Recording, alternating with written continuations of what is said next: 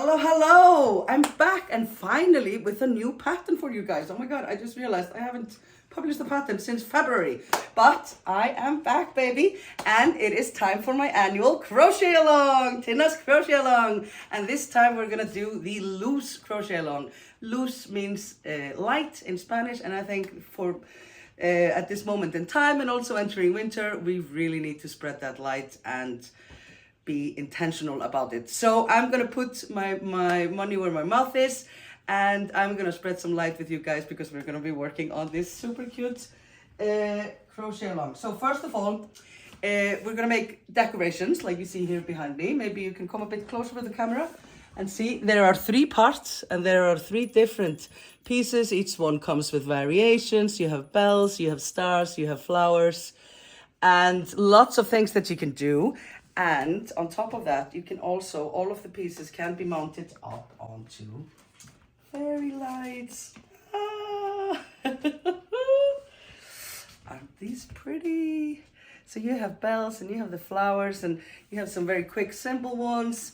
And then you have some more detailed ones. And I absolutely love these. This is how I started my crochet journey. Making some fairy lights. This was like, well, I was pregnant with Pepe, so it was like, it was like 16 years ago. And I've been making these ever since for Christmas gifts and stuff, and they are just so beautiful. And I really hope you're gonna make them with me. These are so easy to make and quick. I mean, it's a bit fiddly, like to put them up and everything, but I show you everything. I'm gonna do videos for each and every part. And what did I want to say? Yes, there is 3 parts in the crochet along. Now you can get the introduction and the pattern on Ravelry. I'll put the link below in the description, and it's actually 50% off, automatic discount during the crochet along. And the crochet along is going to start next Sunday, November 9th. And then I'll add part 1 to the pattern, and you'll just get that automatically added to your library on Ravelry. And then it will be for 3 Sundays. So each of the next 3 Sundays, I'm gonna add 1 new part, new stars or flowers or bells, and make it all with you and do crochet along tutorials and some chatting. And I'll show you everything, like how I put them together, how I stiffen each step of the way. Now, I did film like a couple nights ago what you need for the crochet along. I'm just going to say really quickly before that, but I'll put that in. Really, all you do need is to get started at least, and to make the simpler versions, like just these here. You need cotton yarn. Any cotton yarn will do. I do recommend size maybe 2mm to 3mm. And if it's finer, it's cuter, and you can get all kinds of like gold and silver and stuff. So any old cotton yarn, scraps will do fine. A hook to go with it, 2.5, 3mm hook, some pins, and stiffy to stiffen them. So that's really all you need to get started, but you can of course use more things. And I like to add bells and beads and stuff to mine, and I'll go through that all with you now in a minute. But for now, do hop over to Ravelry, get your copy of the pattern. The intro is available now, and then I'll be adding new parts each Sunday, so it's like a little crochet gift you can open each Sunday, so that's fun. Let's go, let's spread that light, people. It's beautiful, it'll be beautiful. I'm so excited about this. So see you next Sunday, I guess. Then we'll start. Let's go. Okay, so I thought I was very savvy now that I am, because usually I work on everything and I don't film while I'm working, because then it's like figuring things out. And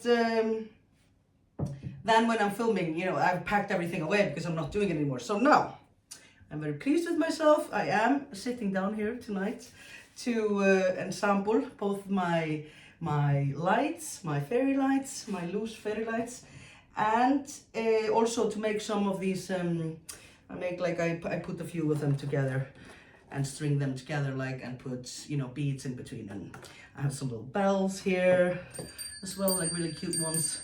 So yes, on focus now. So what I'm gonna tell you now, because this is a video before we start. Yes, so now what you have to do is go forth, and acquire the things we need. Now, really to start, you only need yarn and hook, you know, and some scissors and darning needle, you know, the basic. So let's start with that. I like these to be, like you can make these in all kinds, with all kinds of yarn, but you know, not very thick, I would say. And when it's very fine, it's super cute. But for example, I tried making some in Katona as well, which is like for hook 3mm hook. So there, for example, here you see the same star, but this is the Katona, and this is with like, I think it's like maxi rush. It's like very fine. It's for like 1.5mm to 2, maybe. So, you know, you can go any which way. I like to combine, and I've done heaps of these, as you can see here. Oh, no, I shouldn't be like. So you can use any kind of yarn. The yarn that I have used is Katona, and then I've used some of this is also from Cheppers. This is like Sugar Rush or something, like the small ones. But basically any kind of fine cotton yarn. This is kind of nice actually also, like this is a bit thicker. So, okay, the light I cannot do like this. But any kind of cotton yarn really. Mercer said that cotton is best, I think. But any kind of, you know, cotton that suits hooks like 2 to 2.5mm. That's the sizes that I've been using. And then obviously what is a lot of fun is to use like sparkly bits like this. So then you get, you know, it's extra fun. Voila, voila, voila. So any kind of sparkling yarn will do. I will just buy what I can. I usually like kind of hoard these because I make I make these kinds of decorations each year, and so I'm like collecting it all year long. Like if I see something on sale, I will grab it, because otherwise I don't really use sparkly stuff very much on metallic yarn. But as you can see here, I have like quite a lot of it that I've just been collecting and I just have on standby. So cotton yarn that suits a hook that is 2 to 2.5mm is what you need. Then you will also need, for then when you continue to make them stiff like this. Oops, you see. Then what we need is something to stiffen it with. I use this here, Stiffy, from, what is it, like Mod Podge or something, I don't know, like fabric stiffener. You can also use PVA glue, I think it's called in English, which is, and then just add some water to it. But you need, you know, you need this, and you also need something to put these on. So for the flat ones, you can just use any kind of surface that you can pin into. I just use these here. These are like for blocking. And then, but I like to cover them with some plastic, because otherwise they will kind of get ruined, because it's basically just glue what we're putting on. And then you need the pins, obviously. But for then the shapes, I have, like, I use these for some of it, like egg kinds. I've used this here as well. Oops. Like, you know, you can use many things. Smaller egg here, or no, this is like a ball. You could use a ball. Whoops, it's all coming. Okay. But then for the bells, which is part 3, you will need an insert, and I don't think that you can get like even creative with this or anything. Like, I'm all for creativity with the other stuff. You could use like balls, whatever. But for these, I think you will need these styrofoam bells. I put the measurements in the introduction to the pattern. It's like 7 centimeters high, and the diameter here is like 6.5. So yes, you will need that, and for that you kind of need the right gauge to get this on. But I mean, if they're a bit smaller or a bit bigger, you can kind of manipulate it once you stiffen it, so it's not that big of a deal, you know. But you know, gauge and everything is in there for this. But this is part 3. This is the final boss, the bells. We are finishing with that. So for starters, we're just gonna make all kinds of super simple stuff like this, and you can definitely just use any old cotton yarn for that, and so just some surface that you can stiffen it on, you know, nothing fancy. But yes, if you want to go and get some of these, that is also a good idea. I don't know, and these last for years. Like, I've had these for years and years. Like, the oldest bells I think I've had since I did the first bells when I was pregnant with Pepe. He's now 15, so so this is something that you can, you know, have. Okay, so we have yarn, any old cotton yarn. We have hooks, rather fine hooks. I would recommend 2 to 2.5 millimeters. You can go bigger or smaller if you want, at your own risk. Yarn, hook, stiffy, something to stiffen it on. Obviously darning needles and scissors. And then, what do we need more? Yes, we need, yes, I like to do, I've been doing a few of these to go up on. This is one of my favorite, like to go up on hoops like this, you see? It's like bangles. So these make for such cute ornaments because they're like really proper because they have this metallic. So I really like these. So for this, I'm just using bangles that or hoops, it's called bangles, right? For your wrist. I collect these as well, thrifting. Yes, I do have a thrifting problem, but I mean, then look what I have at hand. So I just buy these cheap all year long, and then I use these for my crafting adventures with you guys. So if you want to make some of these, then you want to get some bangles. Very good reason for you to, you're supposed to go thrifting apparently. I'm giving you the go ahead. Then you need saran wrap or some kind of plastic, because if you don't put plastic in between, sometimes they get stuck. I got a real problem here the other day when I didn't put it on. So you need something plastic to go over. And then the final step, if you're gonna make like little ornament things with pearls, no, you don't call it pearls in English, you call it beads. Then you need beads. So, you know, I usually have some of these white and red, and I like also to have some of these smaller bells. Like I have the bigger bells here that are kind of fancy, only very fancy people would get some with these.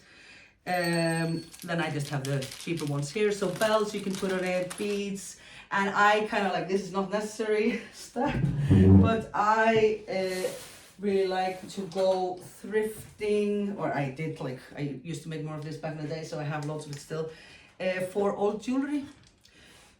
So I will be using some of this as well, you see, you know, just old jewelry, because then you get like a necklace with shitload of beads for very cheap, and when you buy it in the crafting shop, it's very expensive. So this, I will be digging into some of my old stuff as well here, my stash. So yes, this is everything you need, and that's like complete. But honestly, to start with, you only just need some cotton yarn.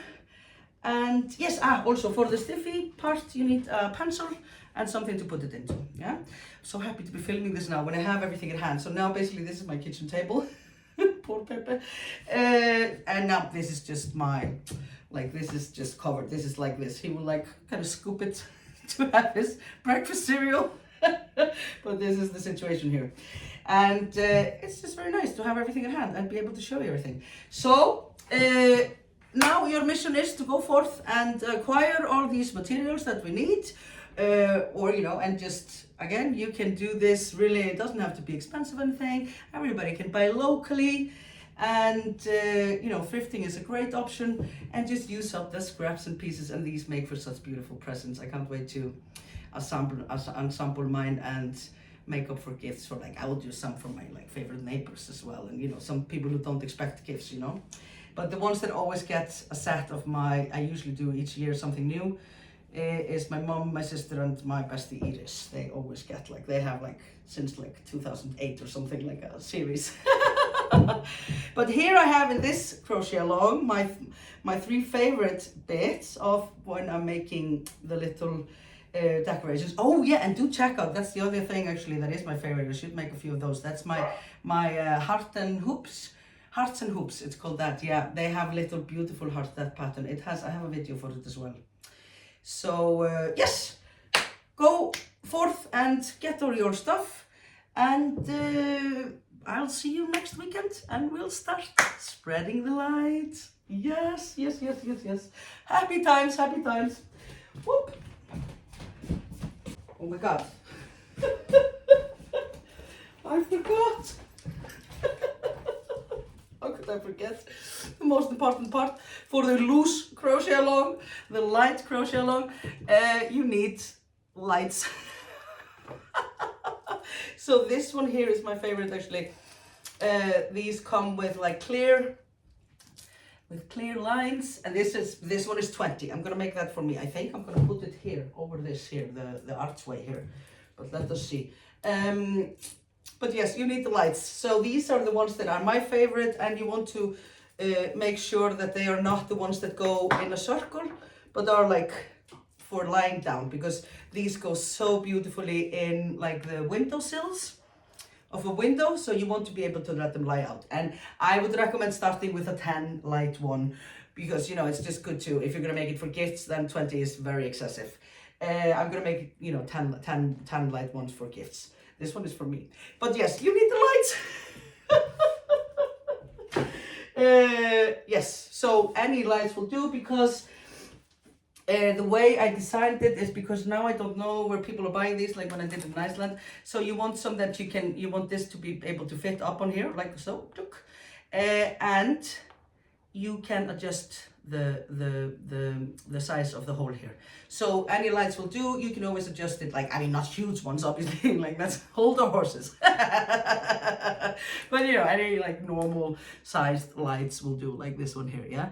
Or even if it's bigger or smaller, you can adjust the pattern. Ah, I got you, girl. Okay, so lights, and that's it. See you in a week. Let's go.